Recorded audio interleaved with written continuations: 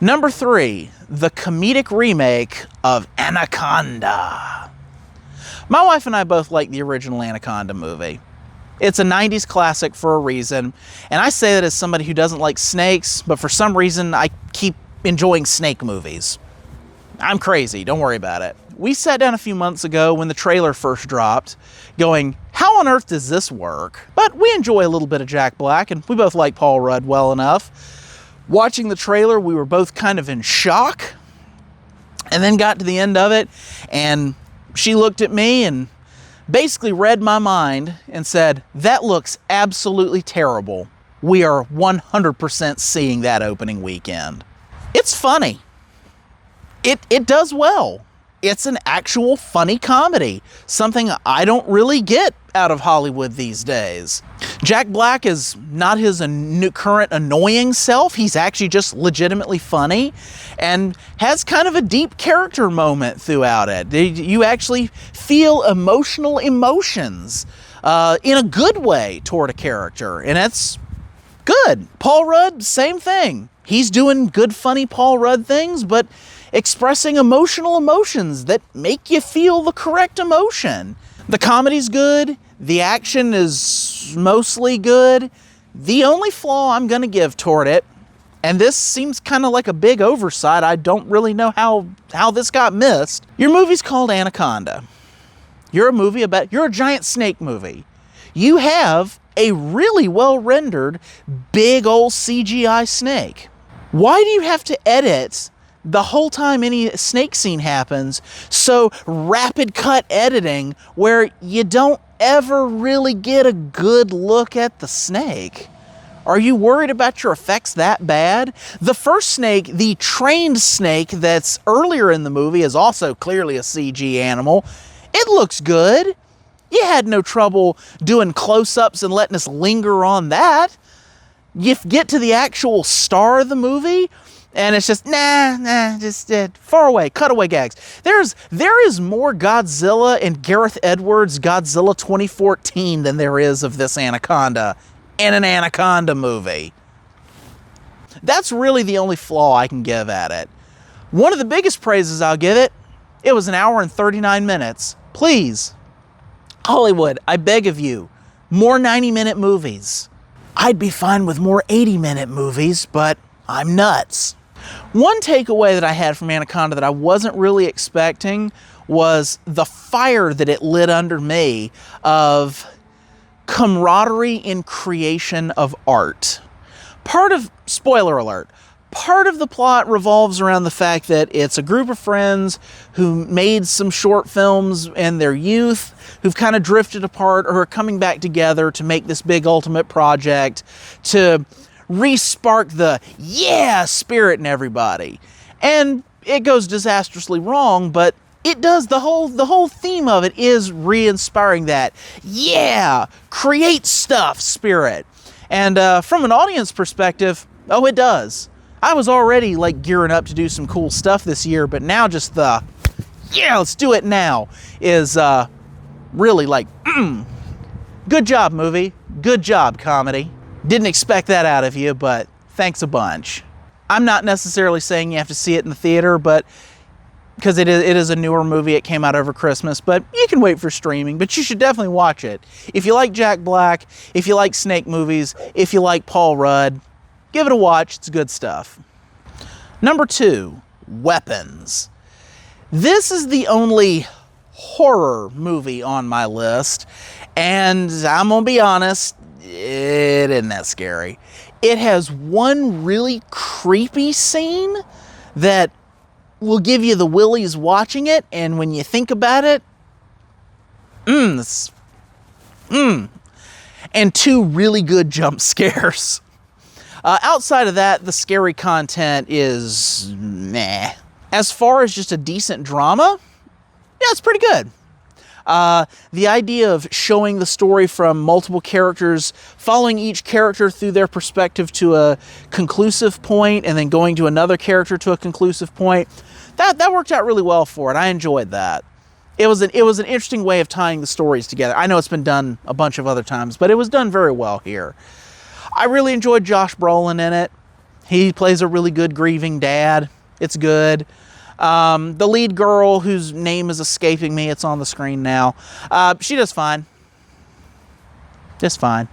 Alden Ehrenreich's character, he's there. It's not bad.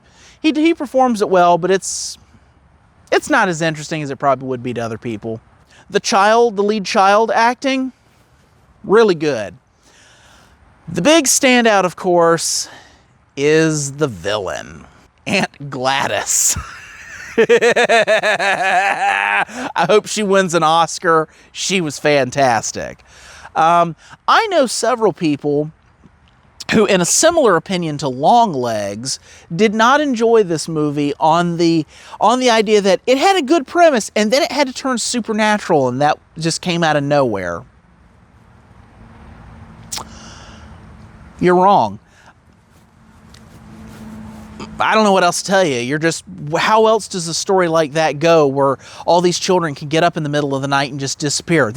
What possible alternative to something spooky supernatural going on could you have possibly put to that? There's nothing. That going supernatural was the only option you had. I don't know why anybody would be surprised at that. But, oh well, people are special. Although, if we want to talk about the best scene of the movie, I won't spoil it here, but if you've seen the movie, you all know what the best scene is. Okay, I lied. I'm going to spoil it. It's Aunt Gladys's comeuppance at the end, where the bad guy gets defeated in the most gloriously ludicrous way. That scene alone is worth the time and money to watch the film.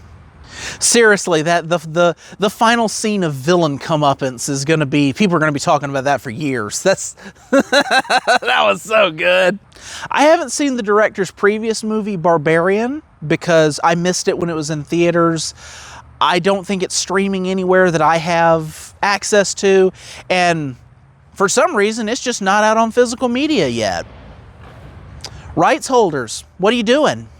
Why are you doing this? Stop it. Make it available. Make it available on discs.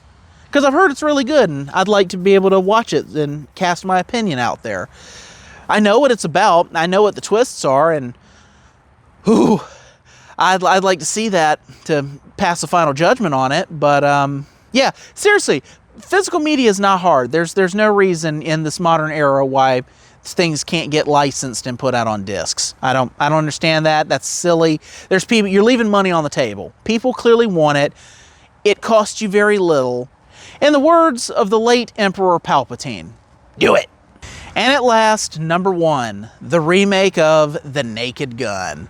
Now, you want to talk about something that I did not think was possible to be good in any capacity? It is modern Hollywood remaking the Naked Gun franchise. That series is so tied to its era, and the Zucker brothers making it, and Leslie Nielsen's perfection of comedic timing. It just seems like lightning in a bottle that I don't think anyone knows how to make now. And then years ago, when this was being developed, it popped up that, oh, Seth MacFarlane's doing it. Now, we can talk about his Family Guy-isms, and you can debate that all you want. I've realized that Seth checked out of Family Guy a long time ago. Other people are doing that. He basically just voices now. I enjoyed his movie, A Million Ways to Die in the West. Hearing him in interviews talk about what he wants to do for various things, I think Seth has some good ideas and some good stylings. And hearing all this, I'm like, okay, if anybody could do it and not completely screw it up, it would be Seth. Then I forgot about the movie entirely, because it has languished in development forever. Then last year, the first trailer dropped, and you saw, oh, Seth MacFarlane is producing. He might have a writing credit, I can't remember, but mostly just producing. Oh, well, that might not work. Oh, no, never mind. The trailer looks pretty good. It looks like it's going to capture that level of silly. Still something in the back of my mind. I got to worry about it in some way, because, you know, they just can't help themselves. And then more trailers came out and realized, oh no, they've nailed this. I think somehow some studio finally got it right. Okay, this movie's gonna be great. It can't be my favorite movie of the year, but it'll at least be entertaining. Y'all, it's the best movie of the year. I haven't laughed that hard in a movie theater in years. It's perfect.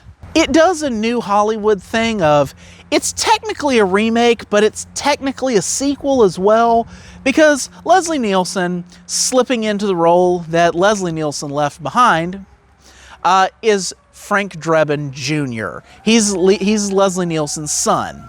He's perfect. He perfectly captures that vibe of, you are serious. You are deathly serious. It's everything else around you that's silly. Perfect. Perfect, perfect, perfect, pitch perfect. The humor is all the same type of gags you had in the original movies.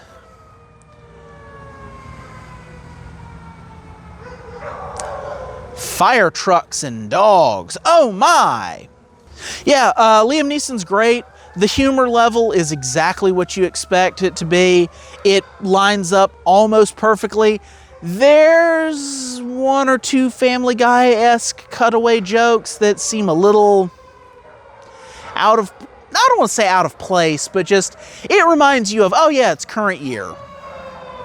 Other than that, it's about as good as you're going to get. Honestly, the real standout of the movie for me was Pam Anderson as the love interest. Girl's a comedic genius. She should have been doing comedy years ago. Her and Liam Neeson's chemistry is weird, but it works. And again, she's hilarious. Who would have thought that, oh yeah, the girl from Baywatch, yeah, that's the comedy girl. She's funny. Every scene she's in is a hoot. Her and Liam Neeson together is just stupid but fun. There's so many silly jokes in this movie. It's so stupid, and I love every bit of it. I love all of it. I don't count this as a spoiler because without context, you're not gonna understand it. But the funniest shot in the movie is a shot of an inhaler being fired into the air. If you've seen the movie, you know the scene. You know the shot. You're probably smiling. If you haven't seen it, you have no idea what I'm talking about, and you need to get on that and fix it and watch the movie. You will be highly entertained. It's my favorite movie of the year because it didn't do anything stupid to insult me. It didn't try to antagonize me. It was just, hey, you want to laugh? Here's 90 minutes of laughter. Again, another short movie. Hollywood, learn the lessons of short and entertaining. Please, I beg of you. Because looking at the slate of what's coming out in 2026, it's probably going to be a shorter list than 6 next year. And I'm okay with that. I don't mind skipping the theater for a little bit if you're not going to give me anything worth watching. I'm fine with it only being a 3 or 4 movie next year. Because one of those movies is going to be a Godzilla -1 sequel. And that, I can already tell you, barring stuff going terribly wrong, that's probably going to be number 1 next year. Just saying. All right, I've rambled enough. I've been MH Smith. Keep it wabi-sabi, y'all.